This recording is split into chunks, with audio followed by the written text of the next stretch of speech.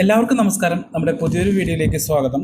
നമ്മൾ കഴിഞ്ഞ തവണ പറഞ്ഞു വന്നതിൽ നിന്നും വ്യത്യസ്തമായിട്ട് ജൂതൻ്റെ 12 ഗോത്രങ്ങൾ ഇന്ത്യയിലെത്തിയതും മറ്റുമാണ് നമ്മൾ ഈ എപ്പിസോഡിൽ പറഞ്ഞു തീർക്കാൻ പോകുന്നത്.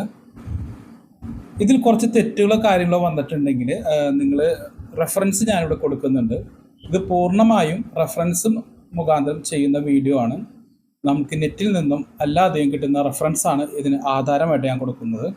ഇതൊരിക്കലും ഞാൻ അന്വേഷിച്ച് കണ്ടെത്തിയ ഒരു വിവരണമല്ല, റെഫറൻസ് മുഖാന്തരം മാത്രം ചെയ്യുന്ന വീഡിയോ ആണ്. എൻ്റെ സ്ഥിരം പ്രേക്ഷകരായിട്ടുള്ളവർക്കറിയാം, എൻ്റെ മെയിനായിട്ടുള്ള വീഡിയോ ഇതല്ല. എനിക്ക് ട്രാവലിങ്ങും വണ്ടികളുമായി ബന്ധപ്പെട്ട വീഡിയോസാണ് ഞാൻ കൂടുതലായിട്ട് ചെയ്യാറ്. ഇതെനിക്കൊരു ഇൻട്രസ്റ്റ് ഉള്ള വിഷയത്തിൻ്റെ പേരിലാണ് ഹിസ്റ്ററി ഞാൻ ചെയ്യുന്നത്. ഹിസ്റ്ററിയിൽ ഒരുപാട് പേര് വിദഗ്ധരായിട്ടുള്ള ഒരു വീഡിയോ കാണുന്നുണ്ടെന്നറിയാം. അവർക്ക് വേണ്ടിയിട്ടും കൂടെയാണ് ഞാൻ റെഫറൻസ് പറയുന്നത്. ഇതൊരിക്കലും ഞാൻ അന്വേഷിച്ച് കണ്ടെത്തിയ വീഡിയോ അല്ല. അപ്പോൾ ഞാൻ നിങ്ങളധികം പറഞ്ഞ് ബോറടിപ്പിക്കുന്നില്ല. നമുക്ക് നേരെ വീഡിയോയിലേക്ക് പോവാം. നിങ്ങൾ ആദ്യമായിട്ടാണ് ചാനൽ കാണുന്നതെങ്കിൽ ചാനൽ സബ്സ്ക്രൈബ് ചെയ്യുന്ന കാര്യം ഒന്ന് പരിഗണിക്കുക. എല്ലാവർക്കും ഒരിക്കൽ കൂടി നമ്മുടെ പുതിയൊരു വീഡിയോയിലേക്ക് സ്വാഗതം. ജൂതൻ്റെ 12 ഗോത്രങ്ങൾ ഇന്ത്യയിൽ, ബാബിലോണിൽ നിന്നും ഇസ്രയേലിലേക്കും തുടർന്ന് ജൂതരുടെ ആവിർഭാവവും ജൂതർ എന്ന പേര് എങ്ങനെ വന്നു എന്നും കഴിഞ്ഞ എപ്പിസോഡിൽ നമ്മൾ പറഞ്ഞിരുന്നു. ഈജിപ്തിൽ നിന്നും മോശ ജൂത ജനതയെ തിരിച്ചു കൊണ്ടുവന്നതും അവർ സമൂഹമായി ജീവിച്ചതും അവതരിപ്പിച്ചിരുന്നു. പിന്നീട് ഒരുപാട് വൈദേശിക ആക്രമണങ്ങൾ അവർ നേരിടുകയും പല എപ്പിസോഡുകളായി നമ്മൾ പറഞ്ഞു പോന്നിരുന്നു. അതെല്ലാം തന്നെ ചരിത്രത്തിൻ്റെ പിൻബലമുള്ളതും എഴുതപ്പെട്ട രേഖകളുള്ളതും കൂടിയാണ്. പല കാലങ്ങളിലായി നടന്നിട്ടുള്ള വൈദേശിക ആക്രമണങ്ങളും സ്വന്തം ജനതയിൽ ഉണ്ടായിട്ടുള്ള ചേരിപ്പോരും ജൂതർ നേരിട്ട് പോന്നിരുന്നു. മതപരമായ ശക്തമായ കാഴ്ചപ്പാടും ഒരു തരത്തിലുമുള്ള വിട്ടുവീഴ്ചയ്ക്ക് തയ്യാറാവാത്ത അവരുടെ വിശ്വാസങ്ങളും ജൂതർ പീഡനത്തിന് ഇരയാവാൻ കൂടുതലായിട്ട് കാരണമായിട്ടുണ്ട്. ജൂതർ നേരിട്ട പീഡനങ്ങൾ പലതും പല കാരണങ്ങളാണ്. ഒന്ന് മതപരം, കാലാകാലങ്ങളായി പ്രാകൃതമായിട്ടുള്ള മതവിശ്വാസങ്ങളും വിഗ്രഹ ആരാധകരും പോരാത്തതിന് ഇതേപോലെ തന്നെ വിശ്വാസികളായിട്ടുള്ള ക്രിസ്ത്യാനികളുടെയും മുസ്ലിങ്ങളുടെയും ആക്രമണങ്ങളും ജൂതർ നേരിട്ടിട്ടുണ്ട്. അതിന് പ്രധാനമായി കണക്കാക്കപ്പെടുന്നത് അരൂപിയായ ദൈവത്തെ മാത്രമേ ആരാധിക്കാവൂ എന്നും ദൈവത്തിനല്ലാതെ വേറെ ഒരാൾക്കും കീഴ്പ്പെടരുതെന്നുള്ള ജൂതസങ്കല്പമാണ്. ഒരു തരത്തിലും ഒരു ബിംബത്തെയും ആരാധിക്കരുത് എന്നുള്ളതും ജൂതർക്ക് നിർബന്ധമുള്ള കാര്യമാണ്. 2 സാമൂഹികം, ലോകത്തിൽ എവിടെയായാലും സ്വന്തം സത്വം കാത്തു സൂക്ഷിക്കുക എന്നത് ജൂതരുടെ നയമാണ്. ആയതിനാൽ തന്നെ ഏതൊരു നാട്ടിലും അവർ പ്രത്യേക ജനവിഭാഗമായി തുറന്നു പോന്നിരുന്നു. അതിനാൽ തന്നെ നാട്ടിൽ വരുന്ന പ്രകൃതിക്ഷോഭങ്ങൾക്ക് പോലും ഉത്തരവാദികൾ ജൂതന്മാരായി മറ്റുള്ള വിഭാഗങ്ങൾക്കിടയിൽ ഇവർ മുദ്ര കുത്തപ്പെട്ടിട്ടുണ്ട്. അതിൻ്റെ പേരിൽ തന്നെ അവർ ഒരുപാട് ആക്രമിക്കപ്പെടുകയും ചെയ്തിട്ടുണ്ട്. സാമൂഹികമായ പ്രശ്നങ്ങൾ വരുമ്പോഴും മതപരമായ അടിസ്ഥാനത്തിലാണ് അവർ ആക്രമിക്കപ്പെട്ടിരുന്നത്. 3 സാമ്പത്തികം. ചെല്ലുന്ന നാട്ടിൽ, അതേത് നാടായാലും കച്ചവടം, നാവികരായിട്ടും പണമിടപാട് നടത്തുന്നവരായിട്ടും ഏതൊരു കച്ചവടം ചെയ്താലും ഏതൊരു ഫീൽഡിലോട്ട് ഇവർ ഇറങ്ങിക്കഴിഞ്ഞാലും എല്ലാം നല്ല അടുക്കും ചിട്ടയോടും കൂടി നടത്തി ചിട്ടയായ ജീവിതം നയിച്ചു പോകുന്ന ജൂതർ ആ നാട്ടിൽ സാമ്പത്തികപരമായിട്ട് ഒരു ഉന്നതിയിൽ എത്തുന്ന ഒരു അവസ്ഥയുണ്ടായിരുന്നു. ആ നാട്ടിൽ തന്നെ സാമ്പത്തികമായി ആര് തകർച്ച നേരിട്ടാലും അതിൻ്റെ പഴിയും ജൂതന്മാരുടെ മേൽ തന്നെ വന്നിരുന്നു. 18-17 നൂറ്റാണ്ട് കാലഘട്ടങ്ങളിൽ യൂറോപ്പിൽ നിലനിന്നിരുന്ന സാഹചര്യം വളരെയേറെ മോശപ്പെട്ട ഒരു സാഹചര്യം തന്നെയായിരുന്നു. ആ കാലഘട്ടങ്ങളിലാണ് ഇവർ കൂടുതലായി ആക്രമിക്കപ്പെട്ടിട്ടുള്ളത്. അല്ലെങ്കിൽ ആക്രമിക്കപ്പെടുന്നതിൻ്റെ ഒരു മൂർത്തിഭാവം, ഒരു രൂക്ഷമായിട്ടുള്ള ഒരു കാലഘട്ടമായിരുന്നു 17-18 നൂറ്റാണ്ടുകൾ. ചിട്ടയായ ജീവിതം മൂലം ജൂതന്മാർ ഒരു കാലഘട്ടത്തിലും സാമ്പത്തികമായി പിന്നോട്ട് പോയിട്ടില്ല. ഇതും നാട്ടിലെ മറ്റുള്ളവരുടെ അപ്രീതിക്ക് കാരണമായിട്ടുണ്ട്. ഇത് എത്രമാത്രം സമൂഹത്തെ സ്വാധീനിച്ചു എന്നറിയുന്നതിന് വേണ്ടി വില്യം ഷേക്സ്പിയറിൻ്റെ മെർച്ചൻ്റ് ഓഫ് വെനീസ് എന്ന കഥ മാത്രം ഉദാഹരണമായി കാണാം. ആ കാലഘട്ടത്തിൽ ജൂതർ എങ്ങനെയാണ് സമൂഹത്തിൽ കാണപ്പെട്ടതെന്ന് ആ ഒരു കൃതിയിലൂടെ നമുക്ക് തിരിച്ചറിയാൻ സാധിക്കും. ആ കാലഘട്ടത്തിൽ ഇറങ്ങിയ കൃതികളിൽ ഒട്ടുമിക്കവാറും കൃതികളിൽ വില്ലന്മാർ ജൂതന്മാർ തന്നെയായിരുന്നു. പലവിധ ആക്രമണങ്ങൾ നേരിട്ടവരും അല്ലാത്തവരും പല കാലഘട്ടങ്ങളിലായി പലവിധ കാരണങ്ങളാൽ ജൂതർ പിറന്ന നാട്ടിൽ നിന്നും ലോകമെമ്പാടും ചിതറപ്പെട്ടിട്ടുണ്ട്. ഇതിൽ സ്വന്തം താല്പര്യത്തിലല്ലാതെ ചിതറപ്പെട്ടവർ ഡയസ്പോറ എന്നറിയപ്പെട്ടു. സ്വന്തം ഇഷ്ടപ്രകാരം പോയവർ ഈ ഗണത്തിൽ പെടുന്നില്ല. ഇതേപോലെ ജൂതൻ്റെ 12 ഗോത്രങ്ങളിൽ നിന്നുള്ളവരും ഇങ്ങനെ ചിതറപ്പെട്ടിട്ടുണ്ട്. അതിൽ ഒരു വിഭാഗം ഹിന്ദുക്കുഷ് മലനിരകൾ കടന്ന് ബലൂചിസ്ഥാൻ, അഫ്ഗാനിസ്ഥാനിലെ കാണ്ഡഹാർ, കാബൂൾ എന്നിവിടങ്ങളിലും ഇന്ത്യയിലെ സിന്ധു നദീതടങ്ങളിലും എത്തിയെന്ന് വിശ്വസിക്കപ്പെടുന്നു. ഇനി പറയുന്ന കാര്യങ്ങൾക്ക് ശക്തമായ ചരിത്ര പിൻബലം ഇല്ല എന്ന് ആദ്യമേ പറയാം. എന്നിരുന്നാലും ഇന്നത്തെ അഫ്ഗാനിസ്ഥാൻ, പാകിസ്ഥാൻ, ഇന്ത്യ, എന്നിവിടങ്ങളിലായി കാണപ്പെടുന്ന പ്രബല ജനവിഭാഗമായ പഠാൻ എന്ന ഗോത്രവുമായി DNA അനാലിസിസ് എന്ന ശാസ്ത്രീയ പരിശോധനയിൽ ഇവരുടെ പിതാവിൻ്റെയും മാതാവിൻ്റെയും DNA ഇസ്രയേലിലെ എഫ്രൈം ഗോത്രത്തിലെ പാരമ്പര്യം ഉള്ളതായി കണക്കാക്കപ്പെട്ടു പോരുന്നുണ്ട്. ഇതിൽ തന്നെ രണ്ട് വിഭാഗം അഭിപ്രായങ്ങളുണ്ട്. അത് ഏതൊരു വിഷയത്തിലും ഉണ്ടാകുന്നത് പോലെ തന്നെ രണ്ട് വിഭാഗം അഭിപ്രായം ഈ ഒരു വിഷയത്തിലുമുണ്ട്. ഇതിന് മറ്റൊരു കാരണമായി കണക്കാക്കപ്പെടുന്നത്, ഈ ഒരു DNA മാച്ച് വരെ മറ്റൊരു കാരണമായി കണക്കാക്കപ്പെടുന്നത് മിഡിൽ ഈസ്റ്റിൽ നിന്നുള്ള സ്വാധീനമാകാമെന്ന് കരുതപ്പെടുന്നവരുണ്ട്.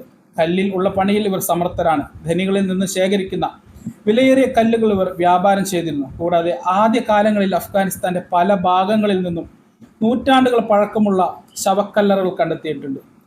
അതുകൂടാതെ അരാമിയ ഭാഷയിലുള്ള ലിഖിതങ്ങൾ കണ്ടെത്തിയിരുന്നു. ഇതെല്ലാം തന്നെ ഒരു കാലത്ത് അഫ്ഗാനിസ്ഥാനിലും പാകിസ്ഥാനിലെ സോളമൻ കുന്നുകളുടെ താഴ്വരകളിലും ഒരു കാലത്ത് ജൂതരുടെ അഥവാ ഇസ്രായേലികളുടെ ശക്തമായ സാന്നിധ്യം ഇവിടങ്ങളിൽ ഉണ്ടായിരുന്നു എന്ന് അനുമാനിക്കാവുന്ന കാര്യങ്ങളാണ്. ഇത് അനുമാനം തന്നെയായി കണക്കാക്കണം. കാരണം ഇതിൻ്റെ ഒന്നും തന്നെ 100% വിശ്വാസയോഗ്യമായ ഒരു ഡോക്യുമെന്റ്സും ഇന്ന് ലഭ്യമല്ല. കാരണം ഒരു സെറ്റിൽമെന്റ് ഉണ്ടായി എന്ന് കണക്കാക്കപ്പെടുന്നുണ്ട്. അതിൻ്റെ ഒരു ബാക്കി പത്രമായിട്ട് അരാബിയ ഭാഷയിലുള്ള ശിലാലിഖിതങ്ങളും മറ്റും ലഭ്യമായിട്ടുണ്ട്. ഇനി പറയുന്ന കാര്യങ്ങളിലെല്ലാം തന്നെ ഇതേപോലെ തന്നെ രണ്ട് അഭിപ്രായമുള്ള കാര്യങ്ങളാണ്. ഉദാഹരണം ആര്യൻ അധിനിവേശം ഇതോടൊപ്പം തന്നെ ചേർത്ത് വായിക്കപ്പെടേണ്ട ഒന്നാണ്. കാരണം ജനിതകപരമായി വടക്ക് കിഴക്കേ ഇന്ത്യയിലും പരിസരത്തും ജൂത പാരമ്പര്യം അവകാശപ്പെടുന്നവരും ആര്യന്മാരുടെയും ജനിതക പ്രത്യേകതകൾ ഒരുപാട് സാമ്യമുള്ളവരെയാണ്. നിലവിൽ 25,000 രൂപ മുടക്കാൻ നമ്മുടെ DNA സാമ്പിൾ എടുത്ത് നമ്മുടെ പരമ്പര ഏത് രാജ്യങ്ങൾക്കൊക്കെ നമ്മുടെ പരമ്പരയുമായി ബന്ധമുണ്ട് ഇതൊക്കെ നമുക്ക് കിട്ടും. നമ്മൾ വിഷയത്തിലേക്ക് തിരിച്ചു വരികയാണ്. BC 600 മുമ്പ് തന്നെ ഇസ്രായേൽ ഗോത്ര ജനത അഫ്ഗാനിസ്ഥാനിൽ എത്തിച്ചേർന്നിരുന്നെന്ന് അനുമാനിക്കപ്പെടുന്നുണ്ട്. ഏകദേശം BC 607 ബാബിലോണിയൻ ആക്രമണത്തിൽ നിന്ന് രക്ഷപ്പെട്ടുകൊണ്ടാണ് ഇസ്രായേൽ ഗോത്ര ജനത അഫ്ഗാനിസ്ഥാനിൽ എത്തിച്ചേരുന്നത്. ഹിന്ദുകുഷ് പർവ്വത നിരകളിലും കശ്മീർ താഴ്വരകളുമായി ചിതറിപ്പാർത്തിരുന്ന കുച്ചികളും കാബൂളിൽ കേന്ദ്രീകരിച്ചിരുന്ന ചകപഹ്ലവർ എന്ന ആഭ്യന്തര ജനവിഭാഗങ്ങളും അവർ ആര്യന്മാരായിട്ട് കണക്കാക്കപ്പെടുന്നുണ്ട്. ഇവരാണ് പുരാതന അഫ്ഗാൻ ജനവിഭാഗങ്ങൾ. പേർഷ്യൻ ചക്രവർത്തി സൈറസ് BC 537 ബാബിലോൺ പിടിച്ചടക്കി കിഴക്കൻ ഏഷ്യയിലെ ബാബിലോണിന്റെ മേധാവിത്വം അവസാനിപ്പിച്ചു. അതോടുകൂടി അടിമകളായിരുന്ന ഇസ്രായേലികൾ മോചിപ്പിക്കപ്പെട്ടു. അവർക്ക് ജന്മനാട്ടിലേക്ക് മടങ്ങിപ്പോകുവാൻ അനുവാദം കിട്ടി. ഇതിൽ കുറച്ചാളുകൾ ഹിന്ദുകുഷ് വഴി ഇന്ത്യയിലേക്കും കുറച്ചാളുകൾ അഫ്ഗാനിസ്ഥാനിൽ അവരുടെ ഗോത്ര സമൂഹത്തിന്റെ ഒപ്പം കൂടി. അന്നത്തെ പഞ്ചാബ് എന്നത് ഇന്നത്തെ ഇന്ത്യയിലെയും പാകിസ്ഥാനിലെയും കൂടി പഞ്ചാബ് ഉൾപ്പെടുന്ന പ്രവിശ്യയാണ്. അത്രയും വലിയൊരു സാമ്രാജ്യമാണ് അന്ന് പഞ്ചാബ് ആയിട്ടുണ്ടായിരുന്നത്. അവിടെയും വ്യാപാരവും രത്നവ്യാപാരവും മറ്റുമായി അവർ കഴിഞ്ഞു പോന്നു. കശ്മീരിൽ പുരാതന വ്യാപാരപാതയായ സിൽക്ക് റൂട്ടിന്റെ ഏറ്റവും അടുത്ത പ്രദേശമായതിനാലാവാം ഏറ്റവും കൂടുതൽ ജൂത സെറ്റിൽമെന്റ് ഉണ്ടായത് വടക്ക് സിന്ധു തടത്തിൽ കൂടി കടന്നുപോയിരുന്ന സിൽക്ക് റൂട്ടിൽ അതിനോട് ചേർന്നുള്ള സ്ഥലങ്ങളിൽ നിന്നും പ്രാചീന ഹീബ്രു ഭാഷയിൽ എഴുതപ്പെട്ടിട്ടുള്ള ശിലാലിഖിതങ്ങൾ കൂടി കണ്ടെടുക്കപ്പെട്ടിട്ടുണ്ട്. കശ്മീരി പേരുകൾക്ക് ബൈബിളിലുള്ള പേരുകളുമായി സാമ്യമുണ്ട്. ഉദാഹരണം അമൽ, അഷേരിയ, ബാൽ, ബാല, ബേര, ഗബ്ബ, ഖാനി, ഖൊമർ എന്നീ പേരുകൾ ആഗൂൺ, അതായത് നമ്മുടെ കുൽഗാമൊക്കെ ആഗൂൺ എന്ന വാക്കിൽ നിന്ന് ഉത്ഭവിച്ചാണ് കരുതപ്പെടുന്നത്. അജാസ് മുതലായവ. കശ്മീരി ജനത ഇന്ത്യയിലുള്ള മറ്റ് ജനതയിൽ നിന്ന് തീർത്തും വ്യത്യസ്തരാണ്. അതിൽ പേരിലായാലും വസ്ത്രം എന്തിലൊക്കെ തന്നെ ആയാലും അവർ വളരെ വ്യത്യസ്തരാണ്. കശ്മീരികൾ വറുക്കുന്നതിനോ പൊരിക്കുന്നതിനോ എണ്ണയാണ് ഉപയോഗിക്കുക. അവർ മൃഗക്കൊഴുപ്പ് ഉപയോഗിക്കാറില്ല.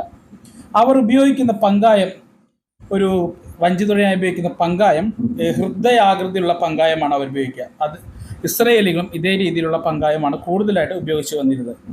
അതുപോലെ തന്നെ വസ്ത്രങ്ങളല്ല, തൊങ്ങലോട് കൂടിയുള്ള ഒരു മുഖാവരണത്തോടു കൂടിയ വസ്ത്രമാണ് കൂടുതലും ജൂതന്മാരും ആ കാലഘട്ടത്തിൽ ധരിച്ചിരുന്നത്. കൂടാതെ 40 ദിവസത്തെ വ്രതാനുഷ്ഠാനം ഇതൊക്കെ ജൂതരുമായി അസാധ്യമായ സാമ്യമുള്ളവയാണ്. കിഴക്കേ ഇന്ത്യയിലെ ജൂതന്മാർ അഫ്ഗാനിസ്ഥാനിൽ സ്ഥിരതാമസമാക്കിയിരുന്ന മനേഷ്യ ഗോത്രത്തിൽപ്പെട്ട ഇസ്രായേൽ ജനത ചൈനയിലേക്ക് കുടിയേറിയിരുന്നു. ഹിമാലയത്തിന്റെ വടക്ക് ഭാഗത്തു കൂടി അവർ തിബറ്റിലും അരുണാചൽ പ്രദേശിലും എത്തിച്ചേർന്നു. തുടർന്ന് അവർ VE നദീതീരത്തു കൂടി ചൈനയുടെ കൈഫങ് പ്രദേശത്ത് താമസമുറപ്പിച്ചു. എന്നാൽ ഇവിടെയും അവരെ ദുർവിധി പിന്തുടർന്നിരുന്നു. പ്രാദേശികരായ ചൈനക്കാർ കുടിയേറി വന്ന ജൂതന്മാരെ അടിമകളായി കണ്ടു. പീഡനം തുടർന്നു പോന്നു.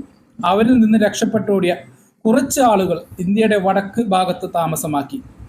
ഇന്ത്യയിലെത്താത്തവർ അവിടെയുള്ള മലകളിൽ ഒളിച്ചു താമസിച്ചു. ഇവർ ഷില്ലുങ് എന്നറിയപ്പെട്ടു. കാലക്രമേണ ഇവരിൽ ചൈനീസ് സ്വാധീനം വർദ്ധിച്ചു വന്നു. അവർ ബർമ്മ വഴി കിഴക്കൻ ഏഷ്യയിലേക്കും അവരിൽ ഒരു ജനവിഭാഗം നാഗാലാൻഡ്, മണിപ്പൂർ, മേഘാലയ എന്നിവിടങ്ങളിലേക്ക് വ്യാപിച്ചു. വടക്ക് കിഴക്കേ ഇന്ത്യയിലെ മിസോകൾ, കുക്കി, എച്ചുമർ എന്നിവർ തങ്ങൾ ഇസ്രയേലിലെ ദശഗോത്രത്തിൽപ്പെട്ടവരാണെന്നുള്ള വിശ്വാസം കൊണ്ടു നടക്കുന്നുണ്ട്. പക്ഷെ തങ്ങളുടെ ഇസ്രയേൽ ബന്ധം തെളിയിക്കുന്നതിനാവശ്യമായ ഒരു രേഖകളും ഇതേവരെ ഇവരുടെ പക്കൽ ലഭ്യമല്ല. DNA അനാലിസിസിന്റെ സാധ്യതകൾ ഒരു ഗോത്രത്തിൽ തന്നെ ഉള്ള പല ആളുകൾക്കും പ്രാവർത്തികമാക്കുവാൻ അല്ലെങ്കിൽ തെളിയിക്കുവാൻ സാധിച്ചിട്ടില്ല. ഇതിൽ മിസോകൾ അവരുടെ വിശ്വാസം അനുസരിച്ച് അവർ ഇസ്രയേൽ വംശജരാണെന്ന് അവകാശപ്പെടുന്നു. മനേഷ്യ ഗോത്രത്തിന്റെ പേരിൽ നിന്നാണ് മിസോറാം എന്ന പേരുണ്ടായതെന്ന് ഇവർ വാദിക്കുന്നു. ഈ ബന്ധത്തെക്കുറിച്ചുള്ള ഒരു ദൃഢനിശ്ചയം കുറെ പേരെ ജൂതമതത്തിലേക്ക് പരിവർത്തനം ചെയ്യാൻ കാരണമായിട്ടുണ്ട്. തുടർന്ന് ഇസ്രയേലിലേക്ക് കുടിയേറുകയും ഇവർ ചെയ്തിട്ടുണ്ട്. മിസോറാമിലെ ഒരു കുന്നിൻ ചെരുവിന്റെ പേര് തന്നെ ബത്ലഹേം എന്നാണ്. ഷാലോം എന്നൊരു പേരും ഒരു ജംഗ്ഷന്റെ പേര് തന്നെ അവിടെ ഇസ്രയേൽ പോയിന്റ് എന്നുമാണ്. ഈ ഷാലോം എന്ന പേരും അവിടെ സർവ്വസാധാരണമാണ്. പക്ഷെ ഇതൊക്കെ ക്രിസ്തുമതത്തിലെ സ്വാധീനം മൂലം ഉണ്ടായതാകാമെന്നൊരു പക്ഷവും നിലവിലുണ്ട്. 1983 സൈത്താൻ സുങ്ങി എന്നൊരു അധ്യാപിക ഇസ്രയേൽ സന്ദർശിച്ച് അവിടെയുള്ള ഏലിയാഹു റബ്ബി മുഖാന്തരം 400 മിസോകളെ മതം മാറ്റി ഇസ്രയേലിൽ എത്തിച്ചിട്ടുണ്ട്. ഇസ്രയേൽ പൗരന്മാരാക്കി മാറ്റുകയും ചെയ്തു. നിലവിൽ മിസോറാമിൽ 8 ലക്ഷവും മണിപ്പൂർ, ആസാം, ത്രിപുര എന്നിവിടങ്ങളിലായി 7.2 ലക്ഷം മിസോ ജൂതന്മാരുണ്ടെന്ന് കണക്കാക്കപ്പെടുന്നു. ഇവർ ഇസ്രയേലിൽ എത്തിച്ചേരുന്നതിനുള്ള എല്ലാ അവസരങ്ങളും അന്വേഷിക്കുന്നുണ്ട്. മാത്രമല്ല ആദ്യം പോയിരുന്ന ആളുകൾ തന്നെ ഇസ്രയേലിലെ IDF ഇസ്രയേലി ഡിഫൻസ് ഫോഴ്സിൽ വർക്ക് ചെയ്യുന്നുണ്ട്. ആ ഒരു രീതിയിൽ ഇസ്രയേലിലെ ജൂത സമൂഹവുമായി അവർ ഇടപഴകി കഴിഞ്ഞു. അവർ മുഖാന്തരം തന്നെ ഇപ്പോൾ ജൂത പാരമ്പര്യം അവകാശപ്പെടുന്നവരെ DNA ടെസ്റ്റിലൂടെയും അനാലിസിസിലൂടെയും പിതൃപരമ്പരയോ മാതൃപരമ്പരയോ ജൂതന്മാരുമായി ബന്ധമുണ്ടെങ്കിൽ അവരെ തിരിച്ചു കൊണ്ടുപോകുന്നതിനുള്ള പ്രവൃത്തികളും ശക്തമായി നടന്നു പോരുന്നുണ്ട്. അപ്പോൾ ഇതാണ് നമ്മുടെ ഇന്നത്തെ വീഡിയോ. ഇസ്രയേൽ ഗോത്രങ്ങൾ ഇന്ത്യയിൽ എത്തിയതിനെ പറ്റിയുള്ള വീഡിയോ ആണ് നമ്മൾ ഇന്ന് ചെയ്തത്. അപ്പോൾ ചരിത്ര സംബന്ധിയായ വീഡിയോ ഇനി കുറച്ച് കൊണ്ടുവരുന്നതിനാണ് നമുക്ക് കൂടുതൽ താല്പര്യം. കാരണം ചരിത്രം പറയുമ്പോൾ രണ്ട് പക്ഷം എല്ലായ്പ്പോഴും നിലവിൽ വരുന്നുണ്ട്. ഇതൊരിക്കലും എൻ്റെ കയ്യിൽ നിന്നും എടുത്തു പറയുന്ന ചരിത്രമല്ല. ഇതിൽ ആദ്യത്തെ റെഫറൻസ് ആയിട്ട് വരുന്നത് ജൂതഭാരതമാണ്. Doctor Abraham ബെൻഹറിൻ്റെ ജൂതഭാരതമാണ്. ഇതൊരിക്കലും ഒരു 100% എല്ലാവരാലും അംഗീകരിക്കപ്പെട്ടിട്ടുള്ള ഒരു ബുക്കല്ല. ഒരുപാട് ക്രിട്ടിസൈസ് നേരിട്ടിട്ടുള്ള ബുക്കാണ്. അത് കുറച്ചൊക്കെ ശരിയാണെന്ന് എനിക്കും തോന്നിയിട്ടുണ്ട്.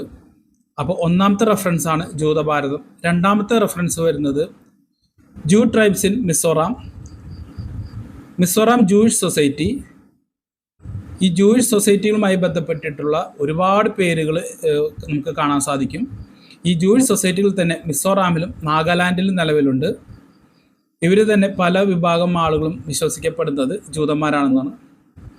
അതേപോലെ തന്നെ ഇസ്രയേലിന് തന്നെ വെൽക്കം ടു ഇസ്രയേൽ എന്നൊരു വെബ്സൈറ്റ് ഉണ്ട്. അതിൽ നിന്നും കൂടി നമുക്ക് കുറച്ച് വിവരങ്ങൾ ലഭ്യമായിട്ടുണ്ട്.